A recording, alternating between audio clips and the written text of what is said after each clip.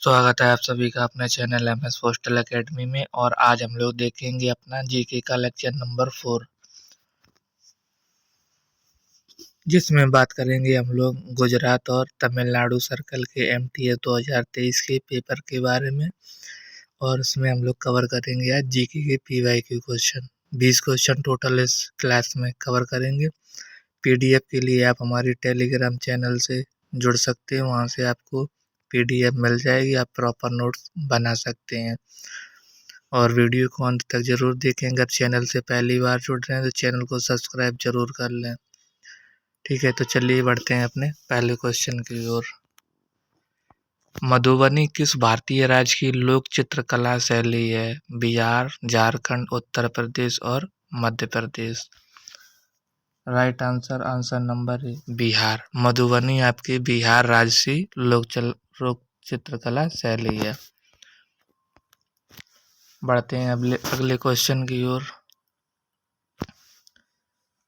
Antigen एक पदार्थ है जो शरीर का तापमान कम करता है, प्रतिरक्षा बैक्टीरिया को ट्रिगर करता है, हानिकारक बैक्टीरिया को नष्ट करता है, जहर के मारक के रूप में प्रयोग किया जाता है।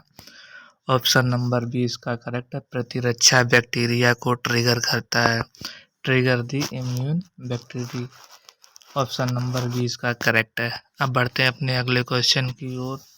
CSR का अर्थ क्या है?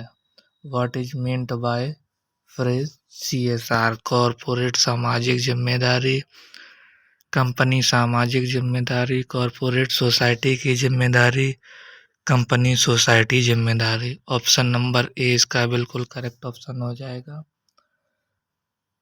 कॉरपोरेट सोसाइटी रेस्पॉन्सिबिलिटी, ये इसकी फुल फॉर्म है। अब हम लोग बढ़ते हैं अपने अगले क्वेश्चन की ओर।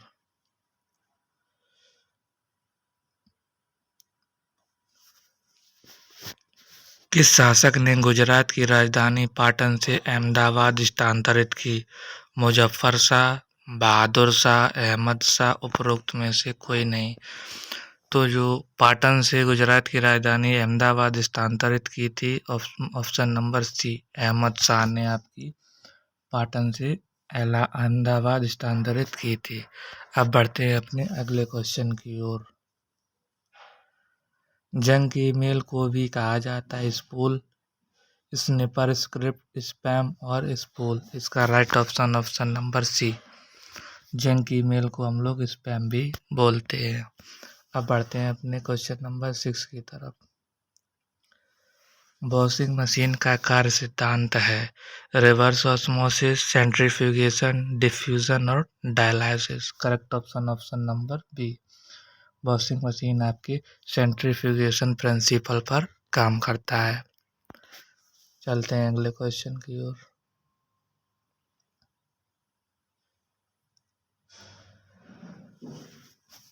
शहरों में से कौन सा गंगा नदी के तट पर स्थित है? विच of the given cities is located on the bank of river Ganga? Patna, Gwalior, Bhopal और मथुरा। ऑप्शन नंबर ए इसका करेक्ट ऑप्शन हो जाएगा। पटना गंगा नदी के तट पर स्थित है। कुछ और शहर हैं जो गंगा नदी के तट पर स्थित हैं, जैसे कि वाराणसी, इलाहाबाद, कानपुर, हरिद्वार, भागलपुर, कोलकाता आदि। ये सभी शहर आपके गंगा नदी के तट पर स्थित हैं। अब बढ़ते हैं अपने अगले क्वेश्चन की ओर। कीट विज्ञान किसका अध्ययन करता है? तकनीकी और वैज्ञानिक शब्दों की उत्पत्ति और इतिहास, मनुष्य का व्यवहार, कीड़े, चट्टानों का निर्माण। तो जो एंटोमोलॉजी है वो डील करता है आपका इंसेक्ट से। ऑप्शन नंबर सी इसका करेक्ट ऑप्शन हो जाएगा आपको। जैसे कि ऑर्निथोलॉजी होता है वो पक्षियों का अध्ययन कहलाता है, ठीक है। और हेप्टोलॉजी यकृत का अध्ययन कहलाता है। और जो डर्माटोलॉजी होता है उसको स्टडी ऑफ स्किन कहते हैं, ठीक है। और ये आपकी जो एंटोनोमोलॉजी है ये आपकी ब्रांच है जूलॉजी की, ठीक है। अब बढ़ते हैं अपने अगले क्वेश्चन की ओर।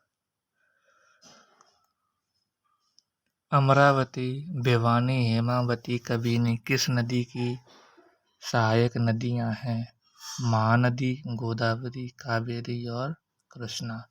Correct option number C. ये सारी नदियां आपकी कावेरी की सहायक नदियां हैं। बढ़ते हैं अपने गुजरात सर्कल के आखिरी क्वेश्चन पर। तुम मुझे खून दो मैं तुम्हें आज़ादी दूंगा किसने बोला? Seemant Gandhi, Subhash Chandra Bose, Mahatma Gandhi, Lal Bahadur Shastri. Correct option number B. ये वाक्यांश आपका सुभाष चंद्र बोस का है। ठीक है, अब हम लोग बढ़ते हैं अपने तमिलनाडु सर्कल के पेपर पर और कवर करेंगे अपने 10 क्वेश्चन। चलिए देखते हैं अपना पहला question Tamil Nadu circle MTS 2023 GK का। ईमानदारी से हमें क्या लाभ होगा? What does honesty make us gain? संपत्ति, मन की शांति, ज्ञान और सौंदर्य। ऑप्शन नंबर 20 का करेक्ट ऑप्शन हो जाएगा। ईमानदारी से हमें पीस ऑफ माइंड या मन की शांति प्राप्त होती है। बढ़ते हैं अगले क्वेश्चन की ओर। नैतिकता क्या सही या गलत निर्धारण करती है?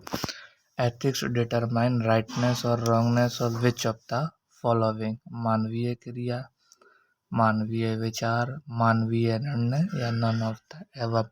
जो नैतिकता है वो आपका मानवीय क्रिया को निर्धारित करती है, ह्यूमन एक्शन को निर्धारित करती है। तो ऑप्शन नंबर ए इसका करेक्ट ऑप्शन हो जाएगा। अब बढ़ते हैं option number C. Dandi march यात्रा कहाँ से शुरू हुई थी? Which from of the following place did Mahatma Gandhi start his historic Dandi march? Dandi, Champaran, Vedaran, Sabarmati Ashram. तो इसका correct option number D, Sabarmati Ashram से दांडी मार्च की शुरुआत हुई थी। ठीक है, और ये क्वेश्चन आपका मैक्सिमम बार रिपीट होता है, हर सर्कल इस क्वेश्चन को पूछ लेता है। दांडी मार्च की शुरुआत कब हुई थी? एक बार आप दोबारा कमेंट बॉक्स में कर दीजिए। 12 मार्च 1930 की आपकी दांडी मार्च की शुरुआत हुई थी। अब कुछ इम्पोर्टेंट आंदोलन उनके बारे में देख लेते हैं, जैसे कि बंगाल विभाजन कब हुआ था? बंगाल विभाजन आपका 1905 में। ठीक, बंगाल विभाजन 1905 में। भारत छोड़ो आंदोलन कब हुआ? 1942। ठीक है, इसके बाद आपका असहयोग आंदोलन 1920 में हुआ था। और गांधी इरविन समझौता कब हुआ था? 1931 में। चलिए हम लोग बढ़ते हैं अपने अगले क्वेश्चन की ओर। किस तेलुगु साहित्य में पहला मौलिक कर्तव्य उपन्यास माना गया है? Which of the following has been treated as the first original poetic novel in Telugu literature? Prabhavatipradyumnam, Raghava Pratibhiyamu, Kalapurnodayam. None of these. Option number C इसका करेक्ट ऑप्शन है। ठीक है, इसको देख लेना, इम्पोर्टेंट क्वेश्चन है आपका। अब बढ़ते हैं अगले क्वेश्चन की ओर। सबसे बड़ा महाद्वीप है? Which of the following is the biggest continent? Asia, Africa, Europe and दक्षिण America. Correct option A, Asia आपका सबसे बड़ा महाद्वीप है। ठीक है, अब हम लोग बढ़ते हैं अपने अगले क्वेश्चन की ओर। हड्डियों और दांतों का मुख्य घटक है? Which is the main component of bones and teeth? Calcium carbonate, calcium phosphate, calcium sulfate, calcium nitrate. Calcium phosphate is the correct option. Option number B आपका बिल्कुल सही है। ठीक है, अब बढ़ते हैं अपने अगले क्वेश्चन की ओर।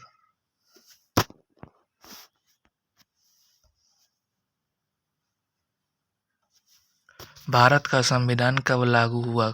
Constitution of India came in force on which date? 26 जनवरी 1949, 26 जनवरी 1949, 26 जनवरी 1950, 26 नवंबर 1950। ठीक है, आपका संविधान लागू हुआ था 26 जनवरी 1950 को, और बनकर कब तैयार हुआ था? 26 नवंबर 1949 को। संविधान को बनने में आपके टोटल कितने दिन लगे थे? 2 साल 11 महीने और आपके 18 दिन लगे थे। अब हम लोग बढ़ते हैं अपने अगले क्वेश्चन की ओर। भारत के राष्ट्रपति की नियुक्ति के लिए निम्नलिखित में से कौन सा सही नहीं है? भारत का नागरिक होना, 35 वर्ष की आयु पूर्ण कर लेनी चाहिए, लोकसभा का सदस्य होना चाहिए, कोई लाभ के पद पर नहीं होना चाहिए। ठीक है, तो जो राष्ट्रपति के लिए जो नियम है वो भारत का नागरिक होना चाहिए, ये तो आपका बिल्कुल सही है। 35 वर्ष की आयु उसको कर लेनी चाहिए, ये भी आपका सही है। कोई लाभ के पद पर ना हो, ये भी बिल्कुल सही है। लोकसभा का सदस्य नहीं होना चाहिए, तो ये आपका गलत है। ऑप्शन नंबर सी बिल्कुल करेक्ट हो जाएगा। अब बढ़ते हम लोग अगले क्वेश्चन की ओर। भारत निम्नलिखित में से किस देश के साथ भूमि सीमा साझा नहीं करता है? श्रीलंका, म्यांमार, अफगानिस्तान और बांग्लादेश। तो आपका इसका करेक्ट ऑप्शन ये हो जाएगा श्रीलंका। श्रीलंका आपके साथ भूमि सीमा साझा नहीं करता है। अब बढ़ते हैं अपने अगले क्वेश्चन की ओर। भारत का सबसे बड़ा राज्य क्षेत्रफल के हिसाब से, ठीक है, उत्तर प्रदेश, मध्य प्रदेश, राजस्थान और Maharashtra. Correct option option number C, Rajasthan आपका सबसे बड़ा है।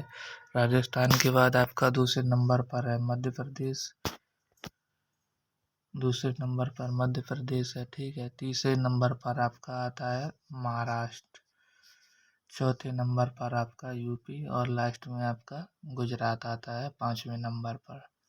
ठीक है, तो ये थी हमारी आज की क्लास। कैसी लगी कमेंट में ज़रूर बताइए। कोई डाउट हो तो कमेंट ज़रूर करिए। चैनल पर नए हो तो सब्सक्राइब ज़रूर कर लीजिएगा और वीडियो को ज़्यादा से ज़्यादा शेयर करें। ठीक है, और पीडीएफ के लिए टेलीग्राम चैनल ज्वाइन कर सकते हैं। मिलते हैं अपने अगले वीडियो में, तब तक के लिए धन्यवाद।